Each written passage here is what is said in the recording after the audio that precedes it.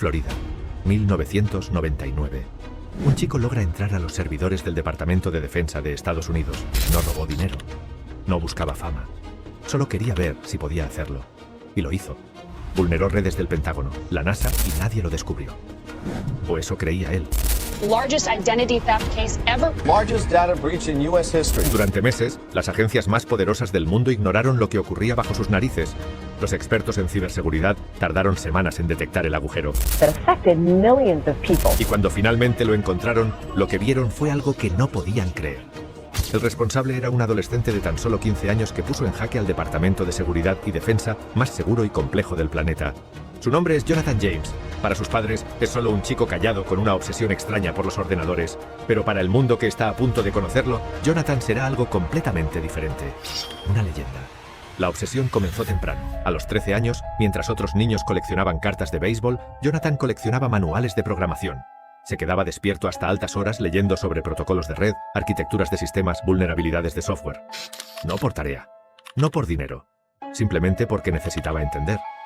En una época donde Internet aún era un territorio inexplorado para la mayoría, Jonathan ya navegaba sus rincones más oscuros con la destreza de un explorador nato. Foros de hackers, grupos de chat especializados, comunidades underground donde adolescentes brillantes intercambiaban conocimientos que las universidades apenas comenzaban a enseñar. Pero Jonathan no era solo un consumidor de información, era un innovador. A los 14 años ya había desarrollado sus propias herramientas de análisis de red, pequeños programas que podían mapear sistemas, identificar debilidades, encontrar puertas traseras, lo que para otros eran líneas incomprensibles de código, para él eran llaves maestras. Este es el crimen que cometió la mente más joven y más brillante hasta el momento.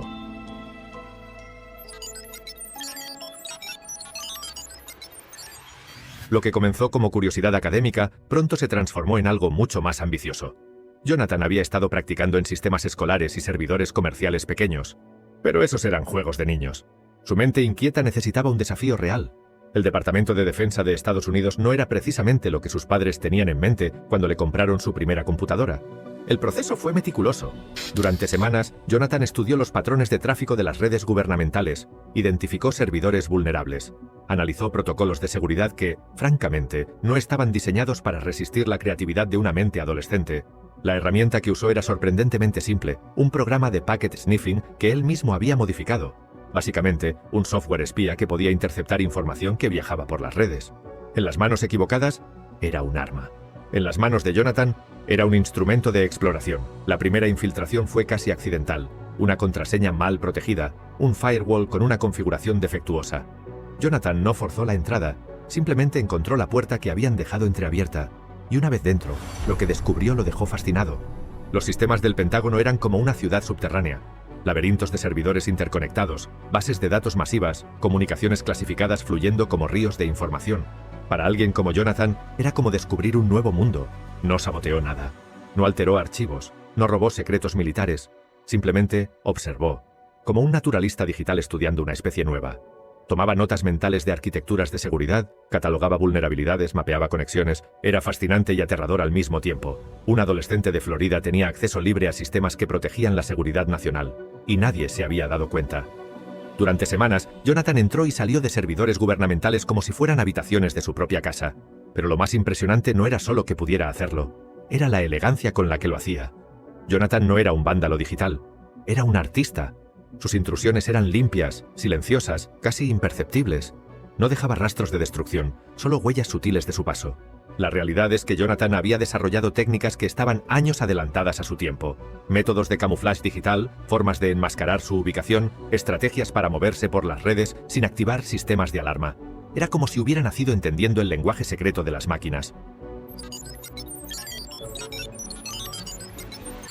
Y entonces llegó la NASA. Si penetrar el Departamento de Defensa había sido impresionante, a la par que sencillo, lo que Jonathan estaba a punto de hacer trascendería todas las expectativas. El Centro Espacial Marshall, en Alabama, no era solo otro servidor gubernamental, era la mente tecnológica detrás de la Estación Espacial Internacional, el corazón digital de la exploración espacial estadounidense. Para Jonathan, representaba el desafío definitivo. La infiltración comenzó de la misma manera que las anteriores. Reconocimiento paciente, análisis meticuloso de vulnerabilidades. Pero esta vez, Jonathan no se conformó con ser un observador silencioso. Descargó software, No cualquier software, sino el código fuente de sistemas críticos de la Estación Espacial Internacional. Programas que controlaban sistemas de soporte vital, navegación, comunicaciones, información que había costado años desarrollar y millones de dólares perfeccionar. El valor total de lo que Jonathan extrajo, $1.7 millones. Pero aquí está lo verdaderamente asombroso. No lo hizo por dinero. No intentó vender la información. No la usó para chantajear a nadie. La almacenó en su computadora como si fuera una colección de cromos. Jonathan dijo haberlo hecho por pura diversión. Una frase que se volvería legendaria en la comunidad hacker. 5 palabras que resumían una mentalidad que las autoridades simplemente no podían comprender. ¿Cómo explicar a agentes federales que alguien había comprometido la seguridad nacional por pura curiosidad? Jonathan no solo había accedido a información clasificada. Había demostrado que un adolescente con tiempo y determinación podía superar en astucia a algunos de los sistemas de seguridad más avanzados del mundo.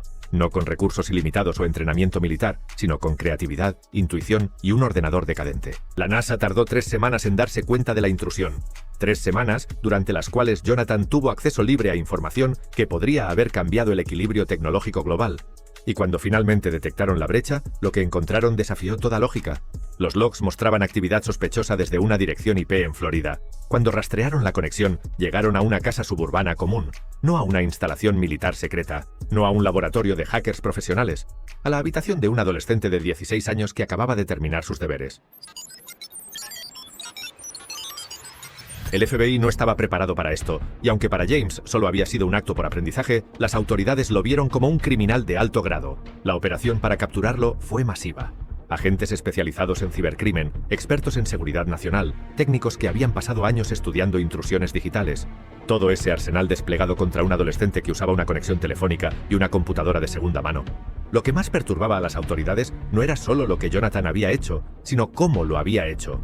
Sus métodos revelaban un nivel de sofisticación que desafiaba todo lo que creían saber sobre seguridad digital. Un conocimiento que ni los más grandes han demostrado tener nunca. Había usado técnicas de ingeniería social para obtener información clave. Había desarrollado malware personalizado que era prácticamente indetectable. Había creado rutas de acceso tan elaboradas que los expertos tardaron meses en mapear completamente su infiltración. Y lo había hecho todo desde su cuarto, mientras sus padres hacían la comida y veían la tele como una vida normal. Cuando finalmente lo arrestaron en 2000, Jonathan no opuso resistencia. No negó los cargos. No contrató abogados caros. Simplemente confesó, con la misma tranquilidad con la que habría admitido haberse saltado una clase. Sí, lo hice. ¿Quieren que les enseñe cómo? Esa pregunta perturbó más a las autoridades que la confesión misma, porque implicaba que Jonathan entendía los sistemas mejor que aquellos encargados de protegerlos. Durante el juicio, surgieron detalles que dejaron atónitos a los expertos. Jonathan no solo había penetrado sistemas gubernamentales, los había estudiado con la minuciosidad de un académico. Tenía mapas detallados de arquitecturas de red, análisis de vulnerabilidades, documentación de fallas de seguridad que ni siquiera los administradores oficiales conocían. Era como si hubiera convertido la ciberseguridad estadounidense en su proyecto de ciencias. El veredicto fue histórico. Jonathan James se convirtió en el primer menor de edad encarcelado por cibercrimen en la historia de Estados Unidos. 6 meses de arresto domiciliario y libertad condicional. Una marca legal que lo seguiría para siempre. Pero para Jonathan, el castigo no era lo peor. Era la incomprensión. Las autoridades veían criminalidad donde él veía curiosidad. Veían amenaza donde él veía aprendizaje. Veían malicia donde él solo veía diversión. Quizá fue porque temían que James encontrara en esos archivos algo que ningún civil debía conocer. Los años que siguieron al juicio fueron de relativa tranquilidad. Jonathan intentó reconstruir su vida. Se alejó del hacking, buscó canales legítimos para su talento, pero el pasado tiene una forma peculiar de perseguir a aquellos que han tocado los límites de lo posible. En 2007, una nueva ola de ciberataques sacudió a Estados Unidos. Esta vez, los objetivos fueron tanto gubernamentales como comerciales. Redes de tarjetas de crédito, bases de datos de empresas, sistemas financieros. Los métodos eran sofisticados, los daños millonarios, y el FBI tenía un sospechoso favorito, Jonathan James. No tenían evidencia directa, no había conexiones claras, pero Jonathan tenía el perfil perfecto, talento demostrado, historial criminal, conocimiento técnico. Para los investigadores, era la pieza que encajaba perfectamente en el rompecabezas. Las acusaciones cayeron sobre él como una avalancha. Interrogatorios, confiscación de equipos, vigilancia constante. Su casa se convirtió en un escenario de crimen, sus computadoras en evidencia potencial de delitos que él insistía no haber cometido. No fui yo. Ya no hago eso, solo quiero vivir en paz. Pero vivir en paz era un lujo que el sistema no parecía dispuesto a concederle. La presión era inmensa. Los medios lo habían etiquetado como el hacker adolescente más peligroso de América. Su nombre aparecía en listas de vigilancia. Empleadores potenciales lo rechazaban automáticamente. Su talento, que una vez había sido una fuente de asombro personal, se había convertido en una maldición. Jonathan se encontraba atrapado en una paradoja cruel. Demasiado famoso para ser ignorado, demasiado peligroso para ser aceptado, demasiado talentoso para ser olvidado. En entrevistas posteriores, quienes lo conocieron durante este periodo describían a un joven inteligente, pero cada vez más aislado. La confianza natural que había tenido al enfrentarse a sistemas complejos se desmoronaba ante la complejidad del sistema legal y social que ahora lo rodeaba. Era como ver a un genio encerrado en una jaula, comentaba años después un amigo de la familia.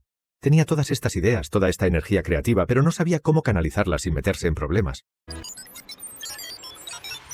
Para entender verdaderamente la tragedia de Jonathan James, hay que comprender la naturaleza extraordinaria de su mente. Los expertos que estudiaron sus métodos años después quedaron asombrados por la sofisticación de sus técnicas.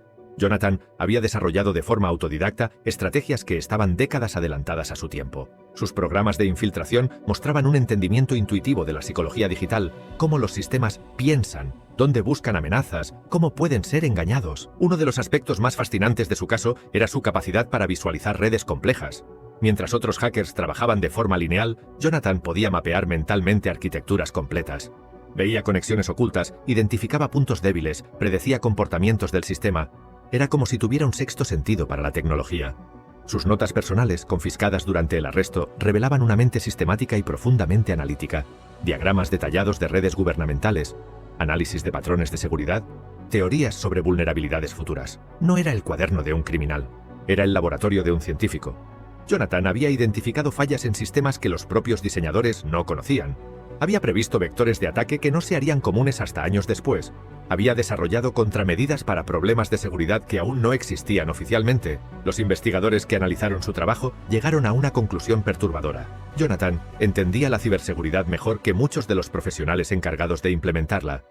Un agente del FBI confesaría: era como si pudiera ver la matriz. Mientras nosotros aprendíamos las reglas, él las reescribía. Esta capacidad excepcional planteaba preguntas incómodas. ¿Qué hace una sociedad con un talento tan extraordinario cuando aparece en el lugar equivocado, en el momento equivocado, en las manos de alguien demasiado joven para entender completamente las implicaciones de su don?